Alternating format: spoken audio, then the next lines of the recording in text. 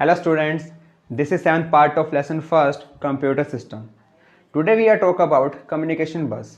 Communication bus क्या होती है? Communication bus वायर का कलेक्शन होता है जो कंप्यूटर के कंपोनेंट्स के बिटवीन डेटा ट्रांसफ़र करता है. बस की हेल्प से जितने भी पेरिफेरल डिवाइस है मीन्स जितने भी इनपुट और आउटपुट डिवाइस है वो सभी माइक्रो प्रोसेसर से कनेक्टेड होते हैं.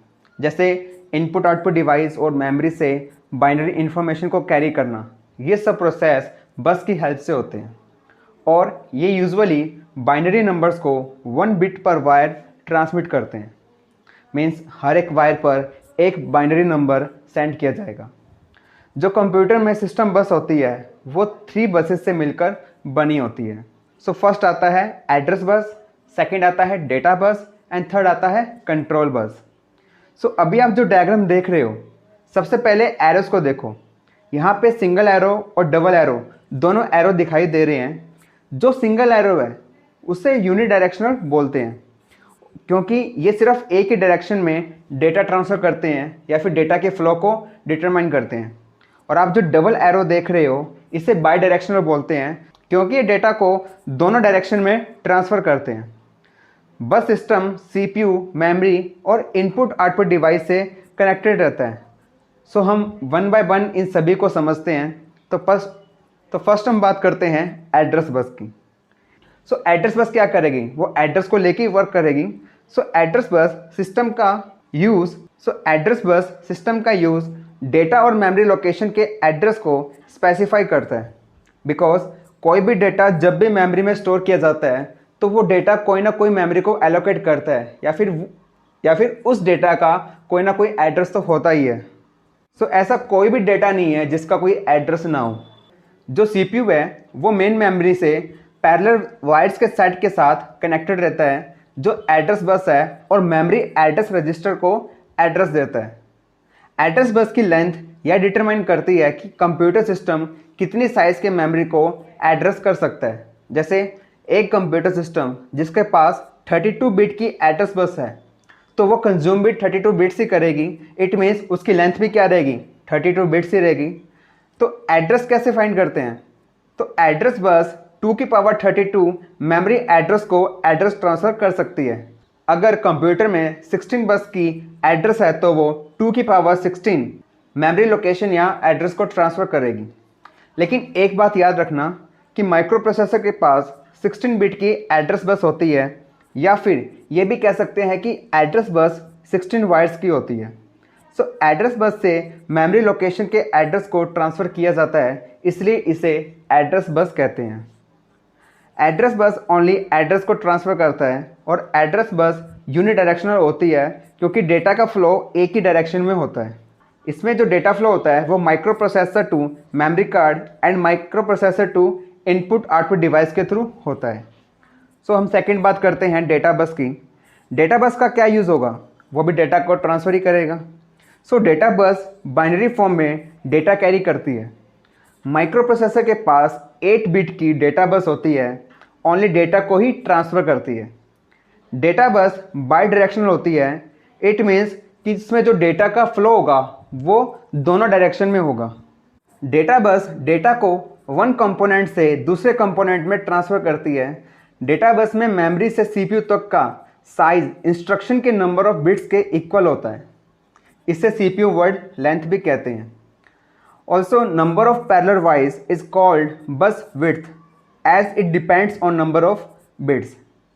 इतना तो क्लियर है कि डेटा बस की विड्थ से यह पता चल जाता है कि बस कितने डेटा को कैरी कर सकती है. 8 बिट की डेटा बस 0 से 255 तक कैरी कर सकती है. अभी पता कैसे चलेगा कि कौन सी बिट कितना डेटा कैरी कर सकती है? अगर हम 8 बिट की बात करें तो 2 की पावर 8 करने पे इसकी जो वैल्यू आती है वो आती है 256. इसको स्टार्टिंग 0 से रिप्रेजेंट करके 255 तक लेकर जाना होगा. तो टोटल 0 से 255 कितनी वैल्यूज़ होगी? 256 हो गई. अगर डेटा बस 16 बिट की है तो 0 से लेकर 65,535 तक डेटा कैरी कर सकती है. थर्ड हम बात करते हैं कंट्रोल बस की. कंट्रोल बस का use memory and input output device को कंट्रोल सिग्नल को भेजने के लिए किया जाता है। इसमें कंट्रोल सिग्नल्स को पल्स की फॉर्म में सेंड किया जाता है। प्रोसेसर मेमोरी डिवाइस और इनपुट आउटपुट डिवाइस के आउटपुट को अनेबल करने के लिए कंट्रोल सिग्नल को कंट्रोल बस में सेंड किया जाता है। So next topic is concept of operating system. Operating system means Windows, DOS, Unix, Linux etcetera. So operating system is a software जो कंप्यूटर के हार्डवेयर एंड यूज़र के between interface का work करता है। It is also known as system software.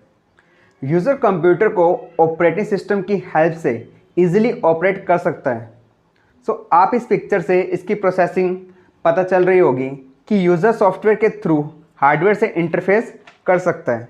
Operating system computer के resources को manage करने और परफॉर्मेंस को ऑप्टिमाइज करने में हेल्प करता है। ऑपरेटिंग सिस्टम में लोड होने वाले फर्स्ट प्रोग्राम होता है जिसे प्रोग्राम्स ऑफ प्रोग्राम कहते हैं। ऑपरेटिंग सिस्टम में लोड होने वाला फर्स्ट जो प्रोग्राम होता है उसे प्रोग्राम्स ऑफ प्रोग्राम्स कहते हैं। ऑपरेटिंग सिस्टम कंप्यूटर के सभी ऑपरेशन को मैनेज करता है। ऑपरेटिंग सिस्टम ऑल टाइप्स के बेसिक टास्क परफॉर्म करता है, जैसे बेसिक इनपुट आउटपुट डिवाइस को आइडेंटिफाई करना, इनपुट डिवाइस से इनपुट को एक्सेप्ट करना, आउटपुट डिवाइस को रिजल्ट सेंड करना, हार्ड डिस्क में जितनी भी फाइल्स और डायरेक्टरीज है उनको ट्रैक करना एंड अदर पेरिफेरल डिवाइस को कंट्रोल करना, जैसे हार्ड डिस्क और प्रिंटर। ओके, और हर एक कंप्यूटर में ऑपरेटिंग सिस्टम होता ही है जो अदर प्रोग्राम्स को रन करता है। अब मैं आपको कुछ ऑपरेटिंग सिस्टम के नाम बताता हूँ जिनका यूज़ मोस्ट कॉमन होता ही रहता है। सो फर्स्ट आता है DOS, disk operating system, Unix, Linux and Windows है। Okay, so next topic is need of an operating system. जैसा कि आपको बताया ऑपरेटिंग सिस्टम जो कि सिस्टम का एसेंशियल कंपोनेंट है और हर कंप्यूटर में ऑपरेटिंग सिस्टम को इंस्टॉल किया जाता है। सो अब हम बात करते हैं कि ऑपरेटिंग सिस्टम क्या क्या वर्क करता है। सो फर्स्ट आता है यूज़र इंटरफेस। इट मीन्स आप इजीली कंप्यूटर को ऑपरेट कर सकते हो because operating system user interface को प्रिपेयर करके इंस्ट्रक्शन प्रोवाइड करवाता है। सो जिसे easily GUI it means graphical user interface के थ्रू यूज़र कई तरीके से इंटरेक्ट कर सकता है। Second is program execution. Operating system necessary program को कंप्यूटर मेमोरी में लोड करता है जो कंप्यूटर की प्रॉपर फंक्शनिंग के लिए ज़रूरी है। सो थर्ड आता है resource allocation. Operating system resource को कंट्रोल और एलोकेट करता है, जैसे किस टास्क को पहले परफॉर्म करना चाहिए, कौन टास्क कितना टाइम लेगा या फिर उसको कितनी मेमोरी रिक्वायर होगी। ये सब रिसोर्स एलोकेशन ही हैंडल करते हैं। सो फोर्थ आता है manipulation of file system. Operating system methods और फॉर्मेट को मैनेज करता है। जो इन्फॉर्मेशन स्टोर है या फिर जो हम हार्ड डिस्क से डेटा एक्सेस कर रहे हैं वो उनके मेथड और फॉर्मेट को स्टोर करता है या फिर उनके मेथड और फॉर्मेट्स को मैनिपुलेट करता है। जैसे इमेज के फॉर्मेट होते हैं JPEG, PNG, म्यूज़िक के होते हैं इट मीन्स ऑडियो के होते हैं MP3, WMV, वीडियो के होते हैं MP4 या फिर HD, AVI। सो फोर्थ हम बात करते हैं इनपुट आउटपुट ऑपरेशन। ये आपको पहले ही बता चुका हूँ कि operating system all input output operation को हैंडल करता है। सिक्स्थ आता है एरर डिटेक्शन। अगर किसी प्रोग्राम या एप्लीकेशन में एरर आ जाए तो operating system error detection and handling जैसे इंपॉर्टेंट फंक्शन को परफॉर्म भी करता है। So last seventh is operating system various types के सिस्टम एंड हार्डवेयर रिसोर्स को कंट्रोल करता है और यूज़र और प्रोग्राम के अकॉर्डिंग जितनी मेमोरी रिक्वायर्ड है उतनी मेमोरी एलोकेट करता है। सो नेक्स्ट हम बात करते हैं OS it means operating system as a resource manager. So जितने भी कंप्यूटर रिसोर्सेज हैं रिसोर्सेज मैनेजर उसे मैनेज और प्रोटेक्ट करता है, चाहे वो CPU प्रोसेसिंग हो या फिर इंटरनल और एक्सटर्नल मेमोरी हो, चाहे कोई भी टास्क हो या कोई भी एप्लीकेशन हो या कोई भी यूज़र हो, ओके, या फिर कोई भी कम्युनिकेशन चैनल हो, ये सबको मैनेज और प्रोटेक्ट करता है। इसमें 2 टाइप्स की मल्टीप्लेक्सिंग होती है। सो फर्स्ट आता है टाइम मल्टीप्लेक्सिंग एंड सेकंड आता है स्पेस मल्टीप्लेक्सिंग। सो फर्स्ट मैं बात करता हूँ टाइम मल्टीप्लेक्सिंग की। टाइम मल्टीप्लेक्सिंग में सीपीयू टाइम डिफरेंट प्रोग्राम को शेयर करता है। सीपीयू टाइम डिफरेंट प्रोग्राम में शेयर कर देता है और यूज़र उसे टर्न वाइज यूज़ करता है। अगर एक ऐसी सिचुएशन आ जाए कि डिफरेंट प्रोग्राम्स एक ही टाइम पर प्रिंट की कमांड देते हैं तो टाइम रिसोर्स मैनेजर उस टास्क को मैनेज कर लेता है और वो डिसाइड भी करता है कि फर्स्ट कमांड किस प्रोग्राम की एग्जीक्यूट होनी चाहिए और कितने टाइम के लिए होनी चाहिए। प्रोग्राम और यूज़र एक बार में ही एक प्रिंट ले सकते हैं। अगर एक प्रिंटर में मल्टीपल प्रिंट की कमांड्स होगी तो प्रिंटर से तो 1 बाय 1 ही प्रिंट होगी। सो सेकंड में बात करता हूँ मल्टीप्लेक्सिंग की, वो है स्पेस मल्टीप्लेक्सिंग। स्पेस मल्टीप्लेक्सिंग में 1 बाय 1 पूरा करने के बजाय हर एक को रिसोर्स का कुछ पार्ट मिलता है। जो मेन मेमोरी में डिफरेंट टाइप्स के प्रोग्राम रन होते हैं उन्हें डिवाइड किया जाता है। ऑपरेटिंग सिस्टम मल्टीपल प्रोग्राम्स को होल्ड करने के लिए इनफ मेमोरी को एज्यूम करता है, क्योंकि हर एक यूज़र को ऑल मेमोरी को एलोकेट करने के बजाय एक बार में सेवरल प्रोग्राम्स को होल्ड करना एफिशिएंट है। मीन्स यूज़र एक टाइम में डिफरेंट प्रोग्राम रन कर रहा है। अगर सभी प्रोग्राम्स को मेमोरी प्रोवाइड कर दी जाए तो कोई भी प्रोग्राम सही तरीके से प्रोसेस नहीं होगा।